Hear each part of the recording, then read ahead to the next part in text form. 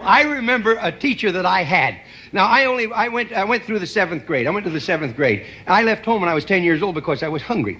And I used to, this is true. I work in the summer and I go to school in the winter. But I had this one teacher. He was the principal of the Harrison School in Vincennes, Indiana. To me, this was the greatest teacher, a real sage of my time, anyhow. He had such wisdom. And we were all reciting the Pledge of Allegiance one day. And he walked over, this little old teacher. Mr. Laswell was his name. Mr. Laswell. And he says, he says, I've been listening to you boys and girls recite the Pledge of Allegiance all semester. And it seems as though it's becoming monotonous to you. If I may I recite it and try to explain to you the meaning of each word.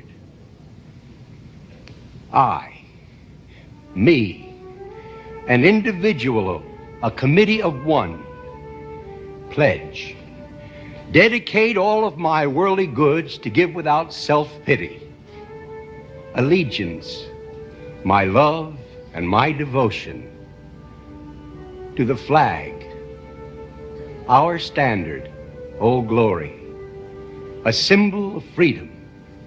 Wherever she waves, there's respect, because your loyalty has given her a dignity that shouts freedom is everybody's job. United. That means that we have all come together. States, individual communities that have united into 48 great states. 48 individual communities with pride and dignity and purpose. All divided with imaginary boundaries, yet united to a common purpose, and that's love for country. And to the republic,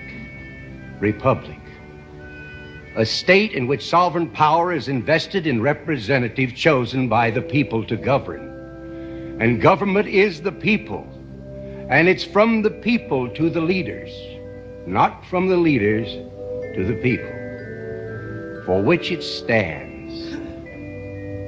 One nation,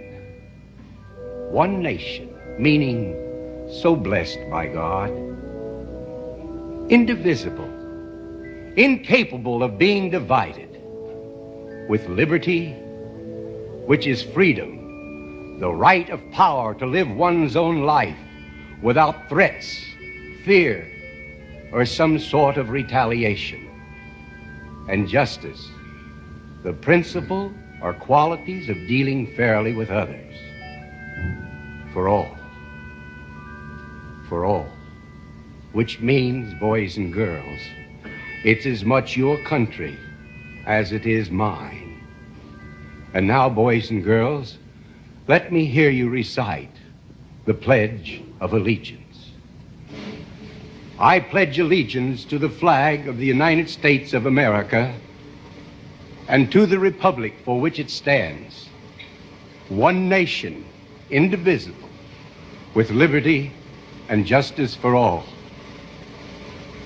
Since I was a small boy, 2 states have been added to our country, and 2 words have been added to the Pledge of Allegiance: under God.